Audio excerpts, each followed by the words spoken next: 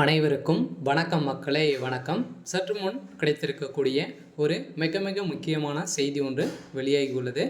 சற்று முன் செந்தில் பாலாஜிக்கு அடுத்த சிக்கல், கதையை முடித்த உச்சநீதிமன்றம், இது மாதிரி செய்திகள் வெளியாகிருக்கு.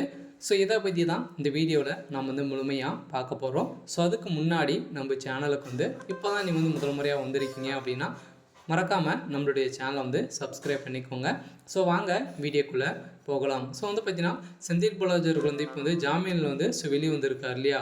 ஸோ இதை தொடர்ந்து பார்த்தீங்கன்னா ஏற்கனவே செந்தில் பாலாஜி அவர்கள் சட்டத்துக்கு விரோதமான பண பரிமாற்ற வழக்கில் தான் செந்தில் பாலாஜி அவர்கள் சிக்கி அவரும் கைதும் செய்யப்பட்டார்.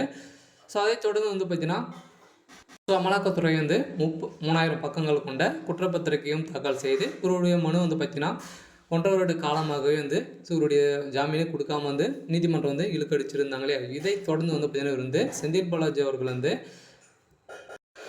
பாலாஜி அவர்களுக்கு ஜாமீனும் வழங்கப்பட்டிருந்த நிலையில் அதை தொடர்ந்து ஜாமீன் பெற்ற 3 நாட்களே அவர் அவருக்கு வழங்கப்பட்ட அமைச்சர் பதவி பார்த்திங்கன்னா தமிழகத்தில் பெரும் பரபரப்பையாக தான் ஏற்படுத்தியிருந்து.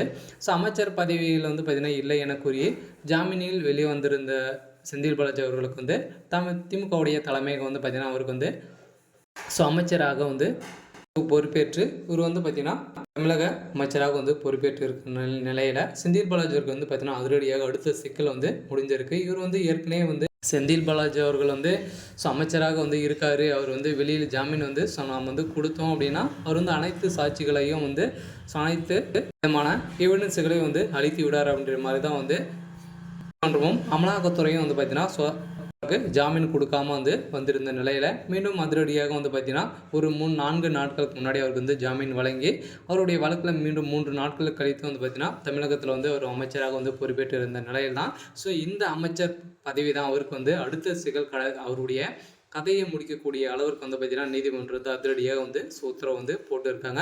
அதனால் செந்தில் பாலாஜியுடைய வழக்கில் இனிமேல் பார்த்தீங்கன்னா அவர் ஜாமீன் கிடைக்கிறதுக்கான வாய்ப்புகள் இல்லை அப்படின்ற மாதிரி தான் சொல்லியிருக்க நிலையில் ஸோ அதிரடியாக பார்த்தீங்கன்னா அவருடைய வழக்கு அக்டோபர் 22ஆம் தேதி விசாரணைக்கு வருகின்ற நிலையில் அரசு போக்குவரத்துறை கழகத்தில் வேலை வாங்கி தருவதாக பண மோசடி செய்திருந்தார் இல்லையா. ஸோ 2015 2017 ஆண்டுகளத்தில் பார்த்தீங்கன்னா ஒரு 3 விதமான மோசடி வழக்குகளை செஞ்சிருந்த நிலையில் இந்த வழக்குகளின் அடிப்படையில் சட்டத்தை விரோதம் பண பரிவர்த்தனை வழக்கில் ஈடுபட்டதாக ஜூன் 14ஆம் தேதி கைது செய்யப்பட்டிருந்த நிலையில் ஒரு வழக்கில் பார்த்தீங்கன்னா 1.5 வருட காலமாகவே 471 நாட்களில் இருந்தார் இல்லையா. ஸோ அதை தொடர்ந்து இவருக்கு ஜாமீன் வழங்கியிருந்த நிலையில் இவருடைய வழக்கில் அமைச்சராக பொறுப்பேற்று அவருடைய அனைத்து விதமான எவிடன்ஸுகளும் அளிக்கக்கூடிய அளவுக்கு பார்த்தீங்கன்னா முயற்சி செய்து வருவதாக ஒரு செய்திகள் வெளியேற்ற நிலையில் தான் சொதடியாக செந்தில் பாலாஜி அவர்கள் கைது செய்யப்பட்ட சம்பவம் பெரும் பரபரப்பை ஏற்படுத்தியிருக்கு. இதனால் திமுக தலைமையகத்துக்கு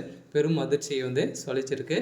ஸோ இருந்தாலும் என்ன நடக்க போகுது அப்படின்றத நாம் வெயிட் பண்ணி பார்க்கலாம். ஸோ இது மாதிரி அரசியல் சார்ந்த நிகழ்வுகளை தெரிஞ்சுக்கணும் அப்படின்னா மறக்காமல் நம்மளுடைய சேனலை சப்ஸ்கிரைப் பண்ணிக்கோங்க. தேங்க்யூ.